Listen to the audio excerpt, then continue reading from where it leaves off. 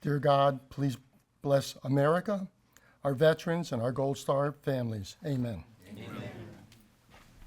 You know, it's extraordinary to be here and to see a man of his stature still, besides the family, because I think Gene was saying we're up to 30 family members that are here.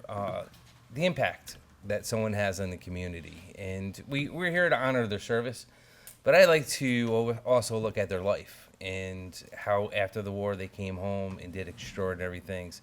After doing extraordinary things defending this country. Because I like to remind everyone, whether you agree with war, don't agree, agree with the military, not agree, these men and women had no choice. Back then, some got drafted, some volunteered, same as in Vietnam. Now it's, it's a volunteer, but, some of them just got that phone call and said, you're going to serve.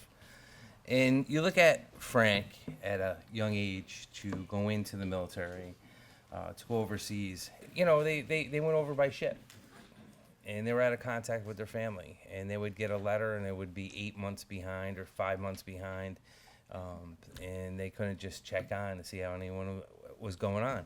And unfortunately, someone passed away in their life, or one of their family members, they wouldn't know for sometimes for 8 months to a year.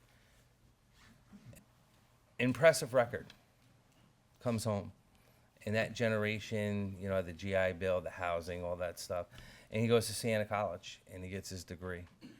And he gets out of that. I believe he went to GE for all them years. And then after GE, continued on. And then had four extraordinary kids, 3 boys, 1 girl. Married all them years. And his time with his grandchildren and great-grandchildren, nieces and nephews. That's what life's about, the legacy you leave behind. Frank never mentioned his service to his children until they were adults. And while I'm sure a lot of it is rooted in the extraordinary pain of that moment or those many months and years that he might have spent, but I'm sure a lot of it was also rooted in humility, that this was just something that he had to do in the service of his country and his fellow women and men. Those experiences that he shared with his fellow veterans that moved him to different acts of bravery and courage and sacrifice when he came home, that's now followed through in his own family through their traditions. Those experiences make a mark on us and are carried down by the next generation. That's why we have the Henry Johnson JRROTC here today with us. That example, those traditions. Frank's contributions are truly amazing. And, the combat engineers, I used to joke and say, you're either building something or blowing things up. And he no doubt did both.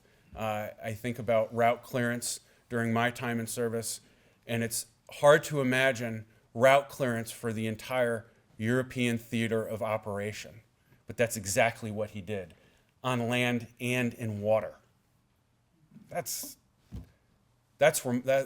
remarkable. It's remarkable to think of someone had that level of responsibility at such a young age and continued his commitment when he came home, went back to school, raised an incredible family, and no doubt they are still feeling the impact of his service and carrying that on today. It's a privilege to join with you all today and recognize his service. Thank you for letting me be a part of it. I was thinking this morning when just reviewing today's schedule, and I'm thinking about Frank. He's like quintessential Waterville elite, right? I mean, the arsenal here there's always been that attraction to the military. He served our country, well decorated, well respected. And at the same token, he comes back home, earns his degree from Siena, goes about his work, also very much involved in the community in a variety of different organizations. There are 3 important men in my life. My Uncle Pat, Val Monopar, and Frank DiNuzzo. And we grew up together, even though they were close to 30 years my senior. We were in the Holy Name together. We shared clams together, beers together, and a lot of good times. Frank's only fault was that he was a Red Sox fan. And we had to remind him of that every time we went to see a Yankee-Red Sox game. But those were the great times, and I'll never forget Frank and the family. They were brothers and sisters to me. Frank was like a father to me, and I have to say, I'm so honored here to be able to share Frank and the family here today, and thank you for everything he's done. Appreciate it. We are gathered this morning to honor a man whose life was a masterpiece in service. His country, his community, and his family. Private First Class Frank J. DiNuzzo Jr. was not just a resident of our region. He was a hero who was truly embroiled the great generation. In 1943, Frank left the Capital Region to join the 204th Combat Engineers. He fought through some of the most horrifying moments of World War II, clearing the beaches after Normandy invasion, paving the way for General Patton's armed forces. He was a man of intense courage, the kind of courage that saw him ignore his own shrapnel wound to pull a fallen comrade across a river under heavy fire, an act that earned him the Silver Star and the Purple Heart. Our dad had many loves. Sienna basketball, playing the harmonica, Maine vacations, God, family, and friends. He loved his entire family unconditionally and always found joy in the times we shared together.